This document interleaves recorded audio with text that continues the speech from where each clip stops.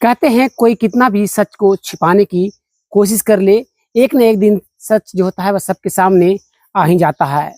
विपिन जो कि पेशे से एक डॉक्टर होता है और वह एक हॉस्पिटल में इंटरव्यू देने के लिए पहुंचता है, तो देखता है कि उसकी पत्नी जो कि उसकी विधवा है, वह वहाँ पर इंटरव्यू को ले रही है। वह वहाँ से लौटने लगता है, तभी जो विपिन की पत्नी होती है वह आवाज़ लगाती है कि आप लौट कर क्यों जा रहे हो, इंटरव्यू क्यों नहीं देने आ रहे। जैसे ही वह मुड़ता है, दोनों की आंखें जब मिलती है तो फिर कुछ ऐसा होता है जिसे सुनने के बाद आपके पैर तले जमी खिसक जाने वाली है। सो नमस्कार, आदाब, सत श्री अकाल दोस्तों, मैं करण राज। ये कहानी महाराष्ट्र के बांद्रा की है। वहीं का रहने वाला राजेश, जिसकी उम्र 32 साल थी। राजेश जो कि एक डॉक्टर था, उसका खुद का एक हॉस्पिटल था। वह अपने पिता के बनाए हुए हॉस्पिटल में ही वह खुद काम कर रहा होता है। उसके पिता हॉस्पिटल के उद्घाटन के कुछ सालों बाद ही वह हार्ट अटैक आने की वजह से वह इस दुनिया को छोड़कर चले जा चुके थे। तब से जो राजेश था वह पूरी जिम्मेदारी को अब बेहतरीन तरीके से, अच्छी तरीके से वह निभा रहा होता है। राजेश की 2 बहनें थी और एक माँ जो कि घर में रहा करती थी। राजेश जो था वह अपने घर और हॉस्पिटल को अच्छे से देखभाल कर रहा होता है। उसी दौरान एक सुबह के करीब 9 बज रहे होते हैं। जो राजेश था वह अपने घर से निकलता है और जैसे ही अपने घर से बाहर निकलता है, उसके सामने एक महिला आकर खड़ी हो जाती है, जिसके गोद में एक 6 महीने का बेटा होता है। जो वह महिला थी वह कहती है कि साहब, क्या आपके यहाँ किसी मेड की आवश्यकता है? जो मैं बगल के घर में काम के लिए तलाश करने गई थी, तो उन्होंने बताया कि यहाँ पर किसी को तलाश है आपको एक घर पर काम करने के लिए। इस बात को सुनकर जो राजेश था वह कहता है कि हाँ, वैसे तो यहाँ पर एक मेड की आवश्यकता है घर में सारे काम को करने के लिए। जो वह महिला थी वह कहती है कि मैं सारे काम कर लूँगी, मुझे आप काम पर रख लो।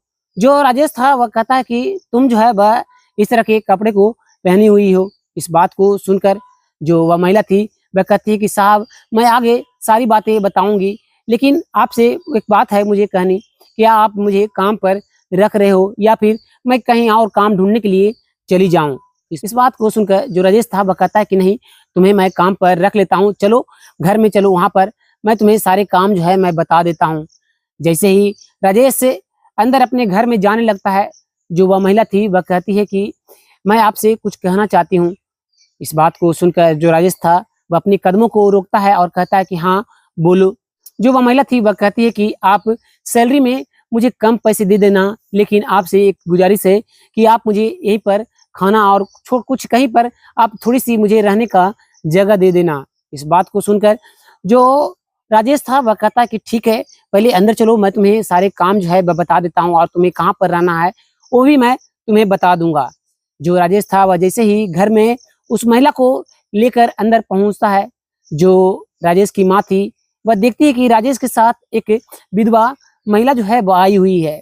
उसे देखकर जो राजेश की माँ थी वह कहती है कि बेटे, ये औरत जो है वह कौन है? जो राजेश था वह कहता है कि ये हमारे घर पर आज से काम करेगी, झाड़ू पोछा बर्तन सारे काम को करेगी, खाना बनाएगी। इस बात को सुनकर जो राजेश की माँ थी वह कहती है कि बेटे, यह विधवा महिला है और तुम इसे घर पर काम करने के लिए रखोगे, मैं तो इसे कहीं जाने नहीं दूंगी। मैं अपने कमरे में ना ही इसे झाड़ू पोछा लगाने दूंगी, ना ही मैं मंदिर में जाने दूंगी। मैं कहीं पर भी इसे देखना नहीं चाहती। तुम भी जो है वह किसी को उठाकर लेकर चले आते हो। इस बात को सुनकर जो राजेश था वह कहता है कि माँ, ऐसी कोई बात नहीं है, ये घर के सारे काम अच्छे तरीके से कर लेगी और इसमें क्या है, ये भी तो एक इंसान ही है। इस बात को सुनकर जो राजेश की माँ थी वह कहती है कि बेटा, तुम जवान हो और तुम्हारी शादी कुछ दिनों में होगी, तुम्हारे रिश्ते आएंगे। जब तुम्हारे लिए रिश्ते लेकर कोई आने वाला होगा, उसे जानकारी होगी कि इस घर में विधवा महिला रहा करती है, तो वह रिश्ता लेकर नहीं आएंगे। क्या तुम्हें आगे चलकर शादी विवाह नहीं करनी क्या, जो इसे तुम घर में लेकर चले आए हो? जो इसे जल्दी से जाने कह दो। इस बात को सुनकर जो राजेश था वह कहता है कि माँ, इसे रहने दो, जो ये सारे घर के काम काज कर लेगी। तुम कहती हो कि तुम्हारा कमरे में ये नहीं जाएगी, तो ये नहीं जाएगी, ये किचन संभाल लेगी और बरामदे वगैरह में झाड़ू पोछा लगा दिया करेगी। इस बात को सुनकर जो राजेश की माँ थी वह कहती है कि मैं तो अपने कमरे में नहीं जाने दूंगी, ना ही मैं मंदिर में जाने दूंगी। इस बात को सुनकर जो राजेश था वह उस महिला की ओर देखता है और कहता है कि तुम्हें खाना तो अच्छा बनाना आता है ना? जो वह महिला थी वह कहती है कि हाँ, मुझे खाना बनाना आता है। तभी राजेश कहता है कि आप जो है जाकर मुझे कुछ अच्छा सा खाना पहले टेस्ट कराओ, उसके बाद आगे मैं कुछ कहूँगा। जैसे ही इस बात को वह महिला सुनती है, वह तुरंत किचन की ओर जाने लगती है। तभी जो राजेश की माँ थी वह कहती है कि किचन में भी तुम्हें जाने का अलाउ नहीं है, तुम किचन में नहीं जाओगी, वहाँ पर भी तुम्हें जाने के बाद जो है वह ठीक नहीं होगा। इस बात को सुनकर जो राजेश था वह कहता कि ठीक है, जो तुम खाना मत बनाना, घर के सही काम काज को कर लो, झाड़ू पोछा घर में लगाना तुम शुरू कर दो। इस बात को कहकर जो राजेश था वह कहता है कि ये महिला जो है वह यहीं पर आज से काम करेगी और मैं जो हूँ वह अपने हॉस्पिटल जा रहा हूँ। इस बात को कहकर जो राजेश था वह अपने काम पर हॉस्पिटल चला जाता है। रात के करीब 8 बजते हैं। जो राजेश था वह अपने हॉस्पिटल से जब लौट कर आता है तो देखता है कि जो वह विधवा महिला है वह वहीं पर बरामदे में पोछे को लगा रही है। जो राजेश था वह तुरंत सोफे पर जाकर बैठता है और कहता है कि रुको, मैंने तुमसे अभी तक तुम्हारा नाम नहीं पूछा कि तुम्हारा नाम क्या है और तुम्हें काम पर भी रख लिया है। जो वह विधवा महिला थी वह कहती है कि मेरा नाम कल्पना है। तभी जो राजेश था वह कहता है कि कल्पना तुम यहाँ पर सामने बैठो, मैं तुम्हारे बारे में जानना चाहता हूँ कि तुम्हारे घर भर में जो कौन कौन है। इस बात को सुनकर जो कल्पना थी वह पोछे को लगाना रोककर वहीं पर पास में ही सामने में बैठ जाती है और कहती है कि मेरे घर में कोई भी नहीं है। इस बात को सुनकर जो राजेश था वह कहता है कि घर में कोई नहीं है, तुम्हारे पति के सिवा इस दुनिया में कोई नहीं था क्या? इस बात को सुनकर जो कल्पना थी वह कहती है कि नहीं, मेरे घर में सभी लोग हैं। मेरा कहने का मतलब ये है कि मुझे जो है वह घर से निकाल दिया गया है। मेरी शादी के महज अभी 2 साल ही बीते थे कि मेरा पति जो है वह नाव पर कहीं जा रहा होता है, किसी और हॉस्पिटल में उसे बुलाया गया था और वह नाव जो थी वह कहाँ लापता हो गई, किसी को कुछ भी पता नहीं। और उनको दोस्त ने मुझे कॉल कर बताया कि जो मेरे पति हैं वह इस दुनिया को छोड़कर चले जा चुके हैं। मेरे पति को जाने के बाद जो मेरे सास ससुर थे वह मुझ पर ताना मारना शुरू कर देते हैं, मुझे कहना शुरू करते हैं, मुझे दिन रात कोसते हुए वह सब रहते हैं। मुझे कुछ भी समझ में नहीं आ रहा होता है। मैं अपने सास ससुर को समझाने की पूरी कोशिश करती हूँ लेकिन वो लोग नहीं मानते हैं और मुझे घर से निकाल देते हैं। जिसके बाद मैं अपने मायके जाने की सोचती हूँ। वहाँ पर भी पहुँचती हूँ तो जो मेरे मायके वाले होते हैं वह वहाँ पर मेरी भाभियाँ होती है, वह भी मुझे 2 से 4 दिन होने के बाद वह भी मुझे ताने मारना शुरू कर देती है।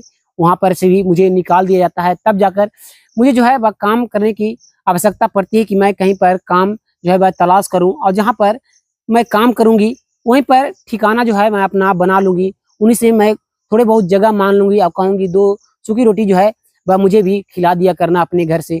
इस बात को सुनकर जो राजेश था उसके आँखों में भी आंसू आ जाते हैं। जो राजेश था वह कहता है कि ठीक है, तुम यहीं पर काम अच्छी तरीके से करते रहो, तुम कितनी पढ़ी लिखी हो? जो कल्पना थी वह कहती है कि मैं MA की हुई हूँ। इस बात को सुनकर जो राजेश था वह मुस्कुराता है और कहता है कि इतनी पढ़ी लिखी हो और फिर भी तुम जो है वह इस तरह के काम को कर रही हो।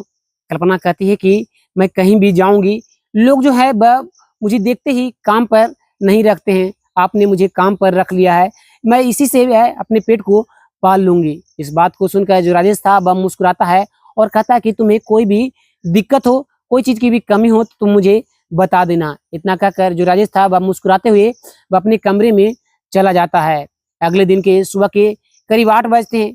जो राजेश था वह अपने हॉस्पिटल के लिए निकल जाता है घर से। जो कल्पना थी वह सारे घर के काम काज को करना शुरू कर देती है, झाड़ू पोछा लगाना शुरू कर देती है। उसी दौरान जो कल्पना थी वह साफ सफाई करते हुए, वह डस्ट को साफ करते हुए एक जो कि मूर्ति पर पहुंचती है और वहां पर मूर्ति को साफ करना शुरू कर देती है जो कि बरामदे में सजाई हुई थी। तभी जो राजेश की बड़ी बहन थी वह पहुंचती है कल्पना के पास और कहती है कि तुम्हें कैसे हिम्मत हुई कि तुम जो है वह यहाँ पर इस मूर्ति को हाथ भी लगा दिए, ये तुम जानती नहीं हो कि ये कृष्ण भगवान की मूर्ति है। इस बात को सुनकर जो कल्पना थी वह कुछ नहीं बोलती। तभी जो राजेश की बड़ी बहन थी वह उस पर डांट फटकार लगाना शुरू कर देती है और कहती है कि तुम्हें सोच समझ कर काम करनी चाहिए, तुम्हें भैया ने काम पर रख लिया है, इसका मतलब ये नहीं कि तुम जो है वह कुछ भी अपनी मनमानी करोगी। तभी जो राजेश की छोटी बहन थी वह वहाँ पर पहुँचती है और कहती है कि बहन ये तुम कैसी तरह से बातें कर रही हो, जो अगर ये साफ सफाई घर में सारे काम काज को कर ही रही है तो इसमें डस्ट लगा हुआ होगा, ये साफ कर रही होगी, तो आप जो है वह इस पर गुस्सा क्यों कर रही हो। इस बात को सुनकर जो राजेश की बड़ी बहन थी वह अपनी छोटी बहन पर गुस्सा करना शुरू कर देती है कि तुम जो है वह इसकी तरफदारी करना बंद करो, इसी ने तुम्हें बहकाया होगा। इस बात को सुनकर जो छोटी बहन थी वह कहती है कि नहीं, मुझे ये क्या बहकाएगी, मुझे खुद दिमाग नहीं है क्या कि घर में क्या चल रहा है। इस बात को सुनते ही जो राजेश की बड़ी बहन थी वह कहती है कि ठीक है, यहाँ से चलो, मैं तुम्हें बाद में समझाती हूँ। इतना कहकर जो राजेश की बड़ी बहन थी वह अपनी छोटी बहन को वहां से लेकर चली जाती है। दिन समय बीतते हैं, करीब 15 दिन बीत जाने के बाद जो कल्पना थी वह घर के सारे काम को कर रही होती है, तभी राजेश वहां पर पहुंचता है और कहता है कि तुम जो है वह सारे कपड़े जो है छत पर सूख रहे हैं, वह सारे कपड़े को लाकर जो सभी के कमरे में पहुंचा दो। इस बात को सुनकर जो कल्पना थी वह तुरंत हामी को भरती है और वहां से सीढ़ियों के माध्यम से छत पर पहुंचती है और सारे कपड़े को वहां से उठाकर नीचे लाती है और सरिया सरिया कर वह सारे कमरे में पहुंचाना शुरू कर देती है। तभी उसी दौरान जो कल्पना थी वह राजेश की बड़ी बहन के कमरे में जाकर कपड़े को सरिया रही होती है। उसी दौरान राजेश की बड़ी बहन कमरे में पहुंच जाती है और कल्पना के हाथों को पकड़ लेती है और कहती है कि तुम्हारी हिम्मत कैसे हुई कि तुम मेरे कमरे में आकर मेरे कपड़ों को तुम छू रही हो, जो ये सारे कपड़े जो है अब मुझे फेंकने पड़ेंगे। इस बात को सुनकर जो कल्पना थी उसके आंखों में आंसू आ जाते हैं और वह कहती है कि आपके भैया ने कहा था, उन्होंने कहा था कि सारे कपड़े को जो है वह सूख रहे हैं, उन्हें सरिया कर सभी के कमरे जो है वह पहुंचा दो कमरे में, इसलिए मैं आपके कपड़े आपके कमरे में आकर सरिया रही थी। इस बात को सुनकर जो राजेश की बड़ी बहन थी वह कहती है कि उन्होंने कहा, इसका मतलब क्या है, उन्होंने जो तुम जो है वह ज्यादा ही थोड़ी भागती जा रही हो, तुम्हें भैया जो है अपने सर पर वैसे से बैठाते क्या जा रहे हैं, तुम दिन प्रतिदिन अपनी मनमानी करती जा रही हो। इस बात को सुनकर जो कल्पना थी वह वहां से उठती है और उठते हुए वह बरामदे में आकर सोफे पर बैठ जाती है। तभी जो राजेश की छोटी बहन थी वह कल्पना के पास पहुंचती है और कहती है कि आप रो क्यों रहे हो। इस बात को सुनकर जो कल्पना थी वह कहती है कि मैं जो हूँ वह यहाँ पर काम नहीं करना चाहती, लेकिन राजेश जो है वह कहते हैं कि यहीं पर काम करियो, इसलिए मैं उनके मुंह से यहाँ पर काम कर रही हूँ, उनके विचार से, जो कि उनका जो व्यवहार है मेरे साथ वह बहुत ही अच्छा है, इसलिए मैं यहाँ पर सभी की बातों को सुनकर काम कर रही हूँ। लोग जो हैं वह यहाँ इस घर में उसका कोई भी महत्व नहीं दे रहे हैं। मैं क्या, मेरा जीवन नहीं है क्या, मैं एक विधवा हूँ, इसका मतलब कि मेरी जिंदगी जो है वह खत्म हो चुकी है। जो राजेश की छोटी बहन थी वह कहती है कि इस घर में जो लोग हैं वह थोड़े अलग तरह के सोचने वाले हैं, जो मेरी माँ है वह थोड़े पुराने सोच की है, इस वजह से वह तुम पर कुछ न कुछ बातों को लेकर गुस्सा किया करती है, और मेरी बहन जो है वह भी मेरे को थोड़े पुराने विचारों की है। इस बात को सुनकर जो कल्पना थी वह अपने आंसुओं को पोंछती है और घर के सभी काम को करना फिर से शुरू कर देती है। धीरे धीरे समय गुजरता है, करीब 1.5 से 2 महीने बीत जाने के बाद जो कल्पना थी वह घर के काम को कर रही होती है, घर के दरवाजे पर सभी जगह झाड़ू लगा रही होती है। तभी जो राजेश था वह कल्पना के पास पहुंचता है और कहता है, कल्पना तुम्हारे लिए मैं एक सूट लेकर आया हूं, जो आज से तुम ये कपड़े जो है वह तुम नहीं पहनोगी, आज से तुम इस तरह के कपड़े पहनोगी, सूट वगैरह पहनोगी। इस बात को सुनकर जो कल्पना थी वह मना करती है कि नहीं, मैं सूट नहीं पहन सकती, रंग बिरंगे कपड़े जो है वह नहीं पहन सकती, क्योंकि लोग जो है जो देखेंगे रंग बिरंगे कपड़े पहने हुए लोग अलग अलग तरह की मेरे बारे में बातें करेंगे, जो घर में पहले से ही लोग जो है वह घर पे मुझ पर उखड़े हुए हैं, और जब मैं सूट पहनूंगी इस घर में तो और भी जो है घर के सभी सदस्य वह मुझ पर ताने कसने लगेंगे, यहाँ भी जो मुझे यहाँ से चले जाने को कहेंगे। इस बात को सुनकर जो राजेश था वह कहता है कि तुम चिंता मत करो, मैं जैसा कह रहा हूँ जाकर तुम कपड़े चेंज कर लो। इस बात को कहते हुए जो राजेश था वह पॉलिथीन जिसमें कपड़ा रखा हुआ था वह कल्पना के हाथों में दे देता है। जो कल्पना थी जैसे ही घर के अंदर पहुंचती है, कल्पना के हाथों से वह पन्नी को ले लेती है और देखती है कि उसमें क्या है, तो देखती है कि उसमें एक पीले रंग की सूट है। जैसे ही राजेश की बड़ी बहन देखती है वह कहती है कि ये तुम्हारे पास कहाँ से आया। जो कल्पना थी वह कहती है कि उन्होंने दिया है, आपके भैया ने उन्होंने कहा है कि आज से मैं जो हूँ वह सफ़ेद साड़ी नहीं पहनूं और मैं सूट पहनूंगी। इस तरह की बातें उन्होंने कहा, इसलिए मैंने उनकी बातें मान ली है और मैं सूट पहनने के लिए जा रही हूँ। जो राजेश की बड़ी बहन थी, वह कल्पना के ऊपर गुस्सा करना शुरू कर देती है और उस सूट को लेकर वह अपने कमरे में चली जाती है। जो कल्पना थी वह चुपचाप से वह फिर से बाहर पहुंचती है और काम करना शुरू कर देती है। उसकी आंखों से आंसू छलकना शुरू हो जाते हैं। करीब 2 दिन बीत जाने के बाद जो कल्पना थी वह घर के सभी काम को कर रही होती, तभी घर के सभी सदस्य जो थे वह एक सत्संग में गए हुए थे। जो कल्पना थी वह घर के सारे काम काज को कर रही होती है, तभी उसी दौरान देखती है कि जो घर का जो मंदिर है उसमें थोड़े फूल जो है वह बिखरे पड़े हैं, सही से सफाई नहीं हुई है। वह सफाई करने के लिए वह उस मंदिर में जाती है और सारे फूल को समेटना शुरू कर देती है जो कि बिखरे हुए थे। तभी जो राजेश की माँ थी वह घर में पहुंच जाती है अपने दोनों बेटियों के साथ और कल्पना को देखती है कि वह मंदिर में गई हुई है। जो राजेश की माँ थी वह कल्पना को आवाज लगाती है कि तुम्हारी हिम्मत कैसे हुई कि तुम मंदिर में चली गई हो। इस बात को सुनते ही कल्पना जो थी वह धड़फड़ाते हुए वह बाहर निकलती है मंदिर से और कहती है कि मंदिर में फूल जो थे वह चारों तरफ बिखरे हुए थे, थोड़ी गंदी सी लग रही थी, जाले लगे हुए थे, इसलिए मैं साफ करने के लिए गई हुई थी। इस बात को सुनकर जो राजेश की माँ थी वह कल्पना के ऊपर गुस्सा करना शुरू कर देती है कि तुम जो है वह तुम्हें मंदिर में नहीं जाना चाहिए, तुम मेरी मंदिर को जो है वह फिर से मुझे साफ करना पड़ेगा, धोना पड़ेगा। जैसे ही इस तरह की बातों वह कह रही थी, तभी जो राजेश था वह वहाँ पर पहुँच जाता है और कहता है कि माँ ये तुम कैसी बातें कर रही हो कि माँ जमाना बदल चुका है, तुम जो है वह अभी तक पुराने जमानों की तरह जी रही हो। लोग जो है वह अब इन सब चीज़ों को नहीं मानते हैं।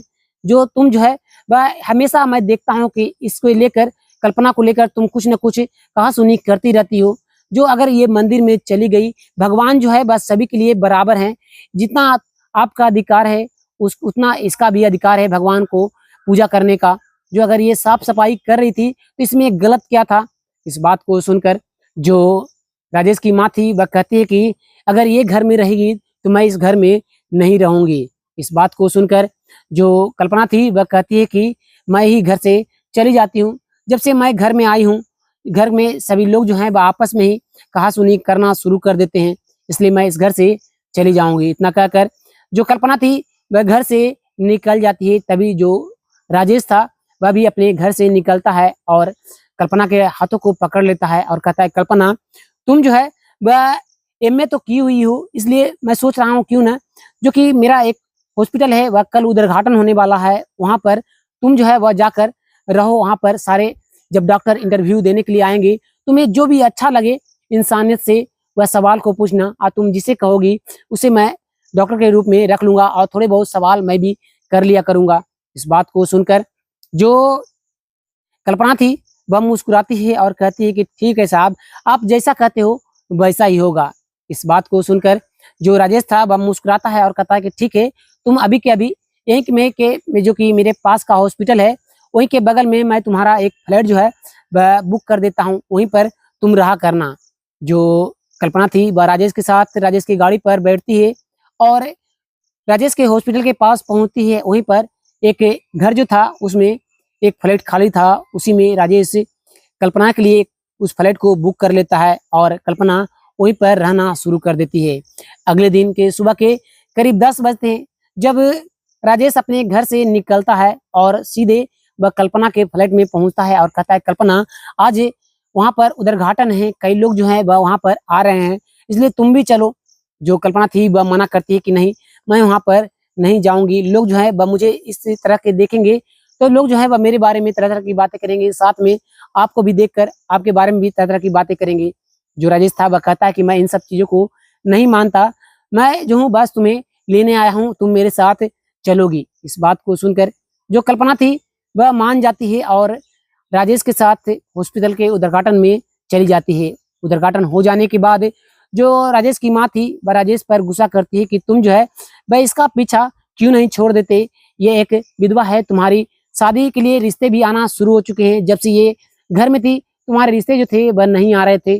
जो राजेश था वह कहता है कि माँ तुम पुराने विचारों को छोड़ दो, क्योंकि नया ज़माना आ चुका है, नए तरह के लोग जो हैं वह अब इस ज़माने में हैं। अगर तुम इस तरह की बातों को लेकर बैठी हुई रहोगी, तो किसी से तुम्हारा नहीं बनेगा, हर किसी से अनबन होता रहेगा। जो राजेश की माँ थी वह कहती है कि ठीक है बेटा, तुम्हारी जैसी मर्जी हो वैसा करो। इतना कहकर वह अपनी दोनों बेटियों के साथ मुँह फुलाकर चली जाती है। जो राजेश था वह कल्पना को उसके फ्लैट पर जाकर छोड़ आता है और कहता है आने वक़्त कि कल से तुम्हें वहाँ पर आनी होगी और वहाँ पर तुम्हें जॉब करनी होगी। इस बात को सुनकर जो कल्पना थी वह मुस्कुराती है और राजेश वहाँ से अपने हॉस्पिटल के लिए निकल जाता है। अगले दिन सुबह के 8 बजते हैं। जो राजेश था वह फिर से कल्पना के फ्लैट में पहुँचता है और वहाँ पर कल्पना के साथ वापस उस नए हॉस्पिटल में पहुँचता है, जहाँ पर कई सारे जो डॉक्टर थे वह अपना इंटरव्यू को देने के लिए आए हुए थे। तभी जो कल्पना थी वह बारी-बारी से सभी का इंटरव्यू ले रही होती है और राजेश भी सभी का इंटरव्यू बारी-बारी से ले रहा होता है। जो कल्पना थी वह इंसानियत के नज़रिए से सभी से बातचीत कर रही होती है, उसके विचारों को परखने में लगी हुई होती है और जो राजेश था वह डॉक्टरी के बारे में सबसे पूछना शुरू कर रहा होता है। जो कल्पना थी वह देखती है कि एक व्यक्ति जो है वह दरवाजे पर आया और तुरंत वापस वह लौटकर पीठ दिखाकर जा रहा है। जो कल्पना थी वह कहती है कि आप इंटरव्यू देने आए हो और आप इंटरव्यू देने के बजाय आप घूमकर पीठ दिखाकर जा रहे हो। इस बात को जैसे ही वह व्यक्ति सुनता है, वह अपने चेहरे को जैसे ही घुमाता है, जो कल्पना थी वह उठकर खड़ी हो जाती है और जो राजेश था वह कुछ समझ नहीं पाता कि कल्पना जो है वह उस व्यक्ति को देखकर क्यों खड़ी हो गई। जो राजेश था वह कहता है कि क्या बात है, तुम खड़ी क्यों हो गई? जो कल्पना थी उसकी आँखों में आँसू छलकना शुरू हो जाते हैं। जो राजेश था वह कहता है कि क्या बात है, तुम इस व्यक्ति को देखकर रो क्यों रही हो? जो कल्पना थी वह कहती है कि ये जो व्यक्ति सामने खड़ा है, ये मेरा पति है, जिसके मैं 4 सालों से विधवा हूँ। इस बात को सुनकर जो राजेश था वह भी वहीं पर खड़ा हो जाता है और वह उस व्यक्ति की ओर देखने लगता है। तभी राजेश जो था वह उस व्यक्ति को कहता है कि आप अपना इंटरव्यू दीजिए और यहाँ पर बैठिए। जो वह व्यक्ति था वह वहाँ से जाने लगता है। तभी कल्पना जो थी वह उठकर खड़ी होती है और बरामदे में पहुँचती है, जहाँ पर सभी लोग जो थे वह आ जा रहे होते हैं। तभी कल्पना आवाज़ लगाती है कि विपिन रुक जाओ, मैं तुमसे कुछ पूछना चाहती हूँ। इस बात को सुनकर जो विपिन था वह वहीं पर खड़ा रह जाता है। जो राजेश था वह भी पीछे से दौड़ता हुआ कल्पना के पास पहुँचता है। जो कल्पना थी वह कहती है कि तुम जो है वह जिंदा हो तो फिर आखिर तुम्हारे बारे में इस तरह की खबर जो है वह किसने मुझ तक पहुँचाई? इस बात को सुनकर जो विपिन था वह कुछ भी नहीं बोलता। जो कल्पना थी वह फिर से पूछती है कि आखिर तुम जो है वह ऐसा क्यों जताना चाह रहे थे कि तुम इस दुनिया में नहीं रहे? जो राजेश था वह पूछता है कि सही बात है, अगर ये बात तुमने छिपाई है तो आखिर क्यों छिपाई है? कल्पना पूछ रही है, उसे तुम बता दो। जो विपिन था वह उसकी आँखों में आँसू आ जाते हैं और वहीं पर जो कि कुर्सी लगी हुई थी हॉस्पिटल में, वह वहीं पर उसी कुर्सी पर बैठ जाता है और रोते हुए वह बताना शुरू कर देता है कि मैं एक लड़की से प्यार करता था, जो कि अच्छे खासे पैसे वाली थी और उसके प्यार के चक्कर में मैं इस कदर से हो गया था कि वह बोली कि तुम्हें जो है वह मेरे लिए अपने घर परिवार को छोड़ना पड़ेगा। इस बात को जो है मैं उसकी मान गया, क्योंकि मैं उसके प्यार में इस कदर से हो गया था कि वह जो भी कहा करती थी वह मान जाया करता था और इसलिए हम दोनों ने मिलकर सारी प्लानिंग की। उसके बाद मैं अपने ही दोस्त से तुम्हारे पास कॉल करवाया कि मैं जो हूँ वह इस दुनिया को छोड़कर चला जा चुका हूँ। इस बात को जैसे ही जो कल्पना थी वह सुनती है, उसकी आंखों में भी आंसू छलक जाते हैं। जो विपिन था वह अपने पत्नी कल्पना के कदमों में बैठ जाता है और उससे माफ़ी मांगना शुरू कर देता है कि मुझे माफ़ कर दो, मैं अभी भी तुम्हें उतना ही प्यार करता हूँ और अभी भी मैं तुम्हें अपनी पत्नी की तरह ही तुम्हें देखता हूँ। इस बात को सुनकर जो राजेश था वह चुपचाप से कल्पना के चेहरे को बार-बार देख रहा होता है। जो कल्पना थी वह भी बार-बार राजेश की ओर देखती और फिर अपने पति विपिन की ओर देखती कि वह अब करे तो करे क्या। एक तरफ जो उसके दिल में है, जो कि राजेश जिसे वह मन ही मन प्यार करती है, एक जो है वह उसे जो उसका पति है वह आखिर किसके साथ जाए। कल्पना को कुछ भी समझ में नहीं आ रहा होता है। तभी जो कल्पना थी वह कहती है कि विपिन, तुमने जो किया है उसके बाद मैं जो हूँ वह अब तुम्हारे साथ नहीं जा सकती। तुम्हारी ज़िंदगी है, अब तुम अपने तरीके से जियो। और तुम यहाँ पर इंटरव्यू देने के लिए आए हो और मैं जानती हूँ कि तुम अच्छे फिजिशियन डॉक्टर हो, इसलिए तुम जो है यहीं पर आज से काम किया करोगे। लेकिन मैं जो हूँ वह तुमसे अब प्यार नहीं करती, मैं राजेश से प्यार करती हूँ। इस बात को जैसे ही राजेश सुनता है, उसके चेहरे पर मुस्कान सी आ जाती है और वह तुरंत कल्पना के पास पहुँचता है और कहता है कि कल्पना, ये तुम क्या कर रही हो? जो कल्पना थी वह कहती है कि हाँ, मैं सच में आपसे प्यार करती हूँ, लेकिन मैं आपके सामने कह नहीं रही थी क्योंकि कहीं आप जो है मुझसे प्यार ना करते हो, इसलिए मैं मन ही मन आपसे प्यार कर रही थी। जो राजेश था वह कहता है कि अगर तुम मुझसे प्यार करती हो तो आज ही हम दोनों जो है वह शादी करेंगे। इस बात को सुनकर जो विपिन था वह कहता है कि ठीक कह रही हो कल्पना, मैं तुम्हारे लायक बिल्कुल नहीं हूँ, मैं तुम्हें तलाक दे देता हूँ, तुम जो है वह राजेश से शादी कर लो। जो विपिन था वह कल्पना को तलाक दे देता है और तलाक मिल जाने के बाद जो राजेश था वह बड़े ही धूमधाम से कल्पना से शादी कर लेता है। जो कल्पना का बेटा था वह 5 साल का हो चुका था। जो राजेश था वह अपने बेटे की तरह कल्पना के बेटे और विपिन के बेटे को मान सम्मान देता है, उसे अच्छे स्कूल में नामांकन कराता है। जो विपिन था वह फिजिशियन डॉक्टर के पोस्ट पर उस हॉस्पिटल में काम करना शुरू कर देता है। सो दोस्तों, ये कहानी यहीं पर समाप्त हो जाती है। आपको ये कहानी कैसी लगी कमेंट कर जरूर बताइएगा और आप कहाँ के रहने वाले हैं हैशटैग अपने शहर का नाम जरूर लिखें ताकि हमें भी पता चल सके कि हमारे जो मित्र हैं यूट्यूब फैमिली के वह सभी कहाँ के रहने वाले हैं और कहाँ से हमारी वीडियो को देख रहे हैं।